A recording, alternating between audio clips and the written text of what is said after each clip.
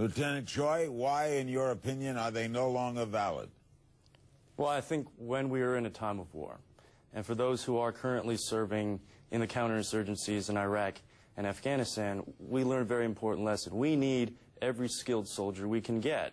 Any good leader that's serving right now will tell you that. And to kick out Arabic and Farsi linguists in a time of war, I think especially those who refuse to lie about who they are or refuse to lie about who they love, I think that's an absolute mistake.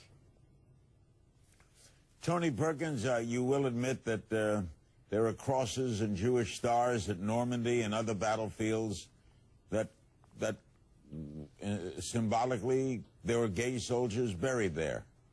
It's not a question. Doesn't that tell you something about their desire to serve their country? It's not a question of whether or not they have a desire to serve, nor is it a question of whether they can serve. They certainly can serve in the military today. It's a question of the behavior of those who identify themselves as homosexual.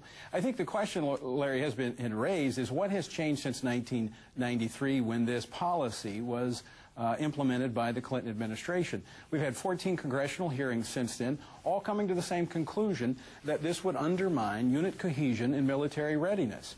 And so even the Democratic chairman of the House Armed Services Committee, Ike Skelton, says he's opposed to changing this policy. There's members of the Joint Chiefs that are opposed to changing this policy. So it's not a foregone conclusion that this is going to be changed. What is the fear, that the gay person will come on with the straight person, or the straight person will be embarrassed to take it? What's the fear? Well, I think we've seen the same thing when we've had to be very careful of how we integrate the sexes in the military. And I think a lot of people don't understand, the present company accepted here, but the military is a different environment. There's very few occasions where you're living in the same room and showering with 80 men. You know, having been an enlisted man in the Marine Corps, there is no privacy. Officers have a little more privacy than enlisted men. And so especially when you're in training situations where you have an individual that has the power, really of life and death in some circumstances, over individuals, there can be a lot of coercion. And this could be a very dangerous situation and very intimidating situation. And it's just, it's not healthy for the well-being of the military. General Clark, how do you respond to that? Well, I think the standard is exactly what Tony suggested it should be, is don't misbehave. But unfortunately, that's not what the don't ask, don't tell rule is about. It's about witch hunts. It's about tattletales. It's about a lot of pressure to cover things up and not be seen and not know who you are.